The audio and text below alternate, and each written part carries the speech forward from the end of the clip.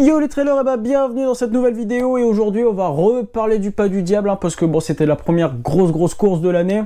Elle a laissé des traces, elle a été aussi marquante qu'il y a 2 ans et donc voilà, je voulais juste faire une petite vidéo comme ça pour discuter un peu après avoir vu la vidéo du coup de la course et je m'excuse du coup de ces petites interruptions. Mais en tout cas, le pas du diable 2019, prévu 126 km, mais 136 km, 7000 de D+, ça on était bien carré. La météo, bah, il devait faire un peu nuageux, quelques éclaircies et tout ça. Bah, il a clairement fait une météo de merde, hein, vous l'avez vu. On a eu genre peut-être 4 minutes de soleil sur l'intégralité des 24 heures de notre course. Au départ, minuit, c'était pas trop mal. Il faisait pas trop froid quand on est sorti de la voiture pour aller sur la ligne de départ. Il faisait bon, mais alors peu avant que le jour se lève, on est rentré dans une vague de froid, il a commencé à pleuvoir et tout ça. Bon bref, on en parle après. Je voulais aussi également profiter pour vous prévenir que voilà, je vais un peu réduire le rythme des vidéos là pendant un mois au moins, parce que au moins peut-être jusqu'à la Norvège, parce que il se passe beaucoup trop de choses et que c'est un peu le bordel, donc je vais pas avoir le temps de beaucoup produire là ces prochains jours et j'ai envie de prendre un petit peu de temps pour moi.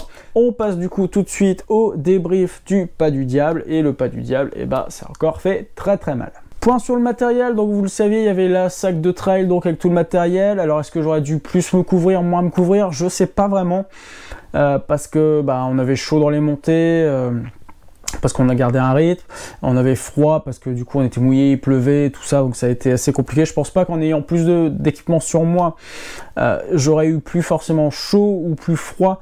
Je pense juste que j'aurais tenu même un peu plus l'eau que ce que j'avais. Donc voilà, j'ai pris vachement mon mal en patience sur pas mal d'endroits. J'ai eu un peu froid aux jambes effectivement, parce que quand il pleut et qu'il y a des rafales à 90, bah forcément il fait froid.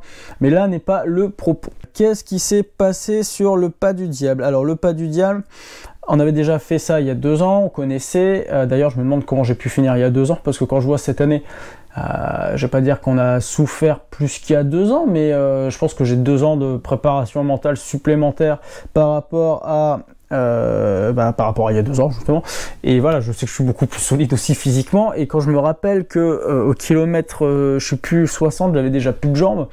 Mais je me demande mais comment j'ai pu arriver au bout, sachant qu'on a fait une deuxième nuit, on est arrivé qu'à 6h30 du matin le lendemain, enfin bref, voilà. Donc là, le départ était décalé, on n'est pas parti à 4h du matin, on était parti à minuit. Donc ce qui nous a fait une plus longue nuit le matin, mais ce qui nous a permis de rester moins longtemps la deuxième nuit dehors.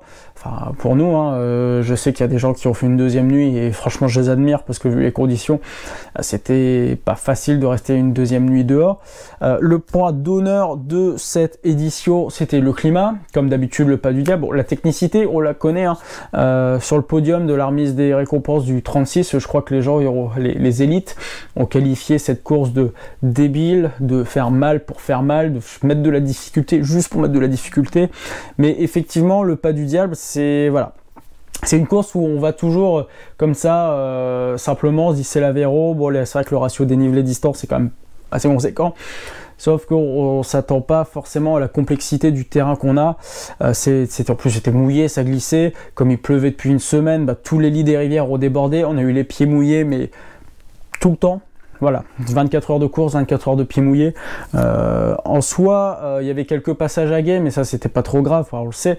Bon, c'est sûr que sur un ultra c'est chiant d'avoir les pieds mouillés, mais là le problème c'est que les lits des rivières débordaient partout, que toute la pluie qui avait été accumulée sur les sommets redescendait, donc tous les chemins étaient trempés, donc typiquement on a eu les pieds mouillés, mais alors tout le temps.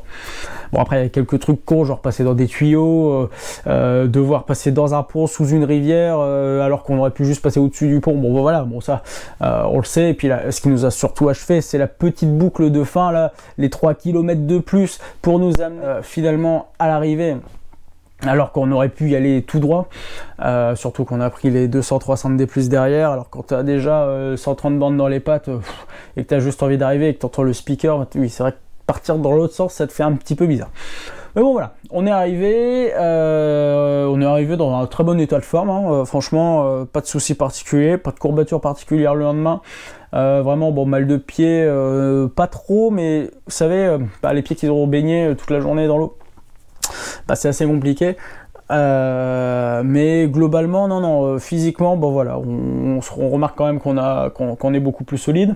Sur le classement officiel du coup de aujourd'hui, on est 25 et 26e, au scratch, sachant qu'il y a eu quand même beaucoup d'abandons. Le fait marquant, franchement, de la course, moi, c'est de discuter avec des mecs entre le ravito, entre les deux, le ravito avant la base de vie et la base de vie, c'est que les mecs te disent oh non, il fait vraiment trop froid, moi je peux plus, je vais jusqu'à la base de vie, puis je crois que j'abandonne. Et effectivement, déjà dès le premier ravitaillement, on voyait des gens qui étaient transit froid, donc vous voyez, on mange une soupe à cet endroit-là, mais on tremble, les gens tremblent, vous voyez toute la condensation qui s'échappe, il faisait vraiment pas chaud dans la salle, on a vraiment pris un coup de froid au début de la course.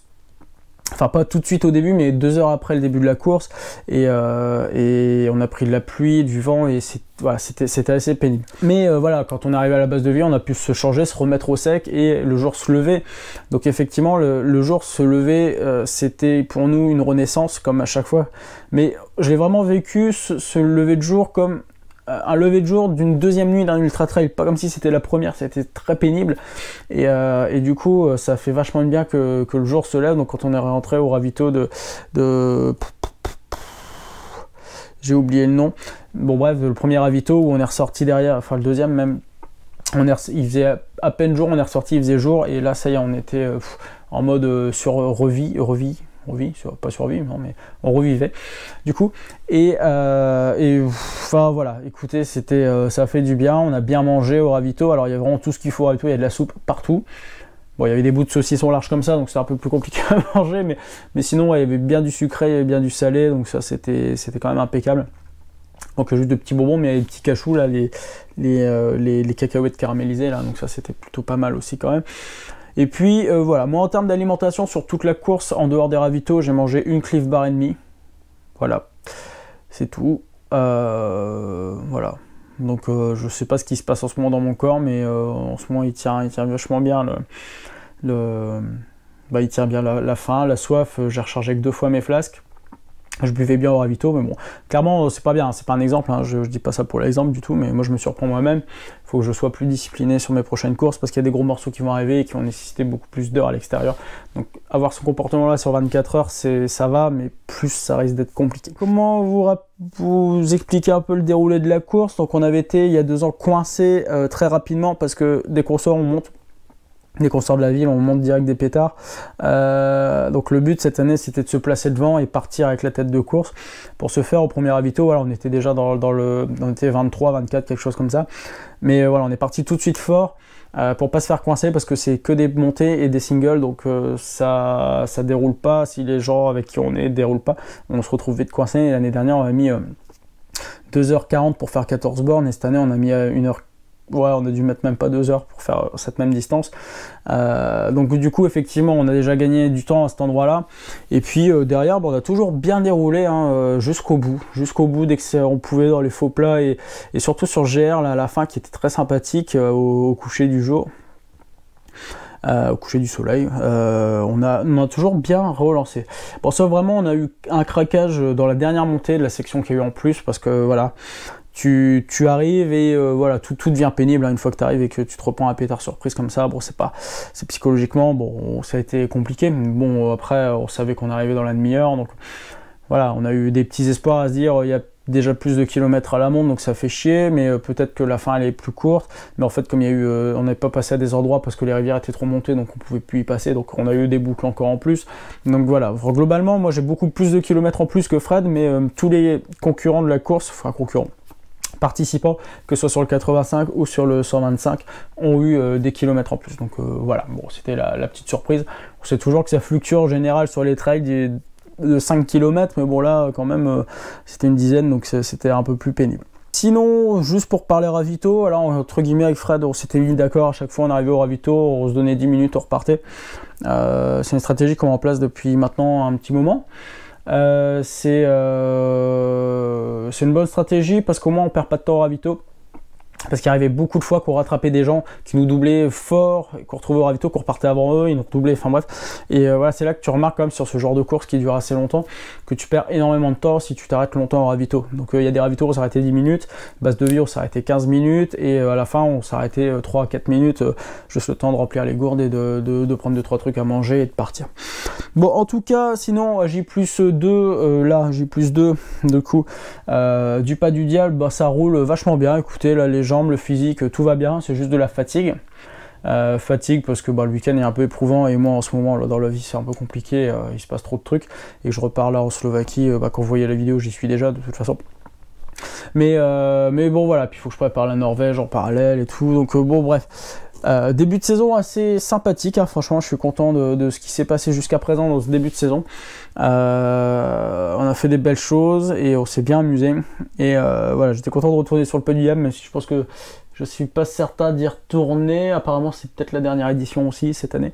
Donc on verra bien. Voilà, tout ça pour vous dire que si vous avez des questions sur le pas du diable, ben, n'hésitez pas à y répondre, à commenter dans la vidéo, dans le bluff en dessous.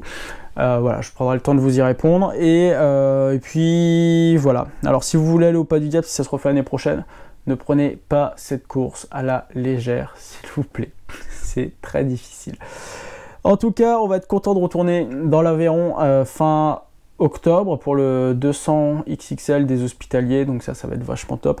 Voilà, et ben voilà, merci beaucoup et puis je vous dis à très bientôt du coup dans une prochaine vidéo. Ciao.